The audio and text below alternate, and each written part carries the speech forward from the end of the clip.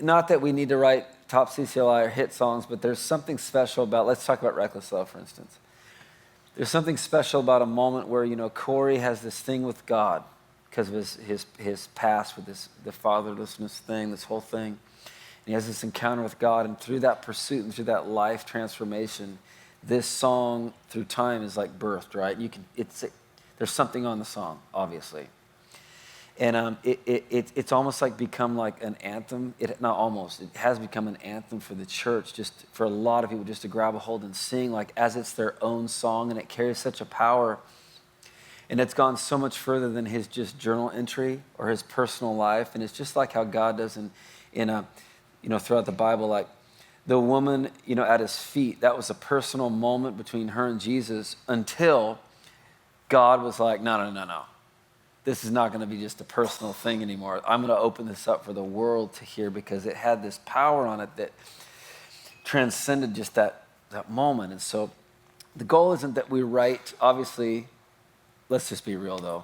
We all want to write hits. Let's just get that out of the way, okay? We all want to write hits, right? Yeah, of course.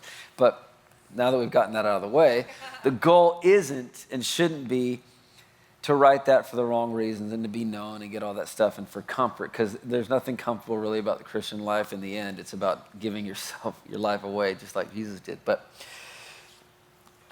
there are those moments where God, just for whatever reason, breathes on what you're doing in a moment, and he makes it work for the larger church. And that's what I want to talk about today. And I do want to do some Q&A just so I can get in your heads and maybe help you guys.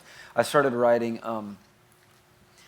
16 years old, 17 years old, the day I picked up the guitar. I didn't think about writing music at all before that. I always was singing, in like youth group, I'd sing and stuff, but never in front of anyone. It was always like just, bus trips, going to Mexico. We went to Mexico. It feels like we lived on mission trips as a kid, like the youth group thing. How many started leading worship in youth group? So, and then my brother got this guitar, and I remember he got this old Applause. It was like a knockoff of an Ovation. How many are that old? It was a terrible guitar. It was a 12-string, but we had it into a 6-string.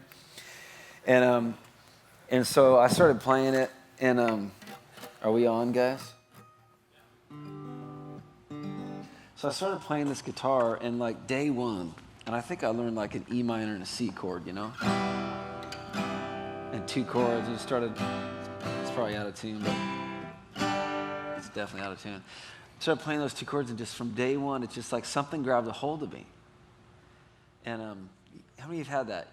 It's just like music just opened up, and I just started writing, like trying to write, and most of it was just really terrible. But like if you could think of anything that we do in life, it's like the old school water.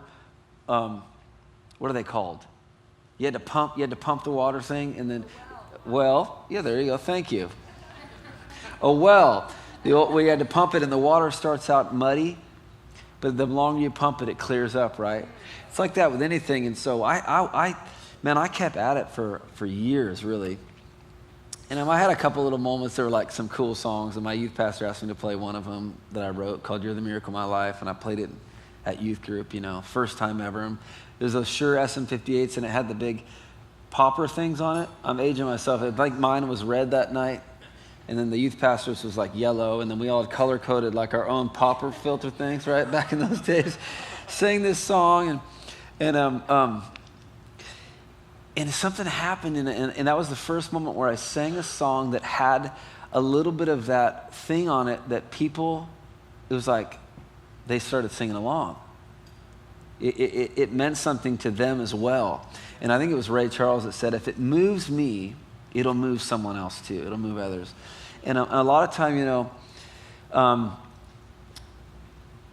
we get dishonest with our songwriting because we're trying to move the masses. But if we think of songwriting too like tribes, we're connected to different tribes. A lot of you are here because you're connecting to Bethel, and you're like, that feels like my tribe. That feels like me.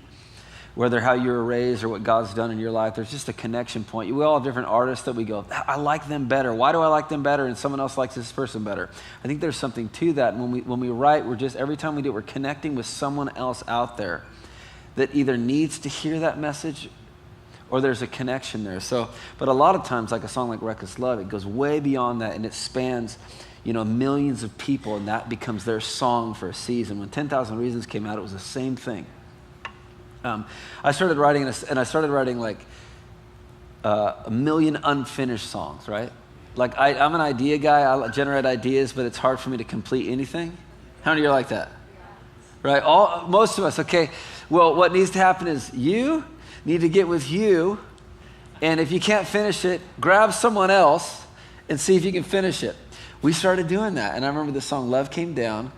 Love came down and rescued me. Love came down, set me free. I am yours. I'm forever yours. And that's all I had. And Jeremy moved to town and texted me through a friend, so we started writing through text. And that's how all I do these days, voice memos through text, right? It's the best thing ever. I'm going to play you some of the ones with me and Phil, sit back and forth, I think, in a bit. But so I just started sending him, just like this initial, like, hey, I'm stuck. I've got this really good idea because there's a good chorus melody, but it wasn't finished, and I had verse melodies. I kind of had a little bit of an idea for these verses, and so I started sending it to him and back and forth, and finally we finished it, and I think I landed in Reading on a plane, and he sent me that second half chorus lyric, mountain high or valley low. And so that was like my first real experience, really co-writing with someone that was at a level that was good. And from that day on, I never went back. I don't think I've written a song by myself since that day, which was probably 9 years ago. And that co-writing process changed my life forever in every way. And I think part of it too, and even the way that we do ministry, and I talked about how we do roundtable, and we allow different people to be big in the room and have ideas. There's something about co-writing, especially if you're writing for the church, you're writing for more than one person. You can cover a lot more ground and say something a lot clearer when there's a lot of ideas. Now, the problem with co-writing is there's egos involved, and it's like it's like showing something your baby and then criticizing something that's like your baby. So it's really difficult. And if you're insecure to begin with your music, that makes it worse. And I've seen a lot of relationship strains because of it. But if you can approach it almost with like open hands, a friend of mine came and did this business coaching thing on creativity, and he said this one thing, and I don't remember anything else he said, but I remember this one thing. It stuck out to me. He said, if your boss shoots down your idea, if your leader shoots down your idea, or your friend shoots down your idea, you have to have the mindset that it's okay because you've got 40 more ideas to follow that one up. See, a lot of times we hold on to stuff so tight, even with God, like this is my only chance, or this is my only idea I'm ever going to have, therefore I'm going to protect it, and then nothing happens. But it's so amazing, like, if you have an open hand, and I keep saying this, but you want to win, and not in a dominating win, but you want to win. And when I say win, it's like, for the greater good, I want to win, and I want this to work. And I'm not talking about selling out. A lot of people, that's selling out. No, not selling out. You want it to work so that the ministry of your song does what it was originally intended to do. That original spark you got. Some of you guys probably in this room right now have massive songs in the form of one little spark. And all it's going to take is to get with someone else, because you've wrung it out. You've tried your best to finish it. And you can't. Get with someone else. Start working on it. And we've done this every song. It usually starts with one person, and we get stuck, and we work on it. Grab someone else in until it's finished. I think Forever has 5 authors on it.